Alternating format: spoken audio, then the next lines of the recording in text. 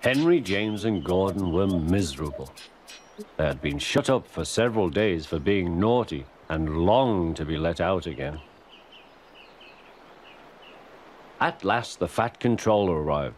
"I hope you are sorry," he said, "and understand that you are not so important after all.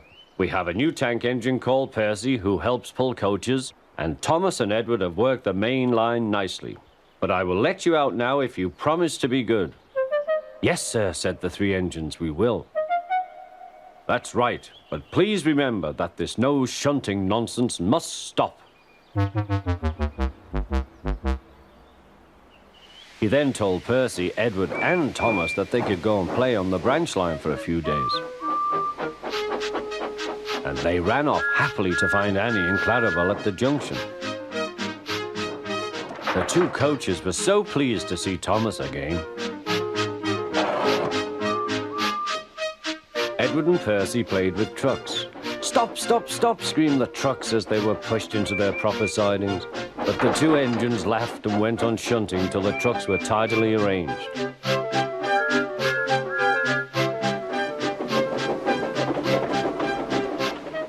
Next, Edward took some empty trucks to the quarry. Percy was left alone. He didn't mind that a bit. He liked watching Trainz and being cheeky to the other engines. "Hurry, hurry, hurry," he would call, and they got very cross.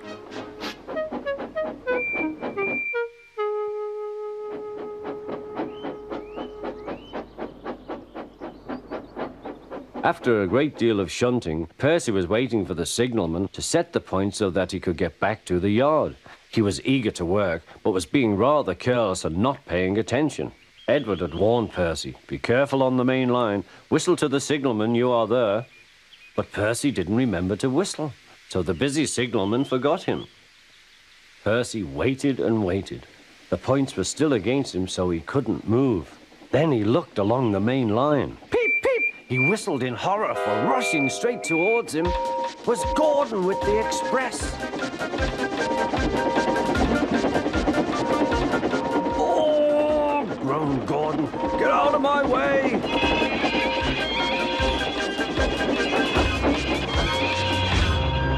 Percy opened his eyes. Gordon had stopped with Percy's buffers a few inches from his own. But Percy had begun to move. "I won't stay here. I'll run away," he puffed.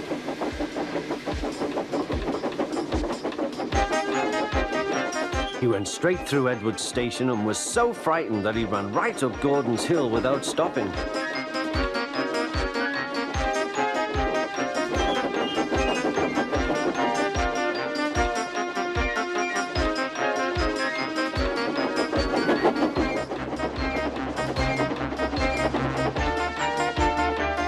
After that, he was tired, but he couldn't stop. He had no driver to shut off steam and apply the brakes. "I want to stop, I want to stop," he puffed. The man in the signal box saw Percy was in trouble, so kindly set the points. Percy puffed wearily onto a nice empty siding, ending in a big bank of earth. He was too tired now to care where he went. "I want to stop, I want to stop. I have stopped," he puffed thankfully. "Never mind, Percy," said the workman as they dug him out. "You shall have a drink and some coal, and then you'll feel better." Presently, Gordon arrived. "Well done, Percy. You started so quickly that you stopped a nasty accident." "I'm sorry I was cheeky," said Percy. "You were clever to stop." Then Gordon helped pull Percy out from the bank.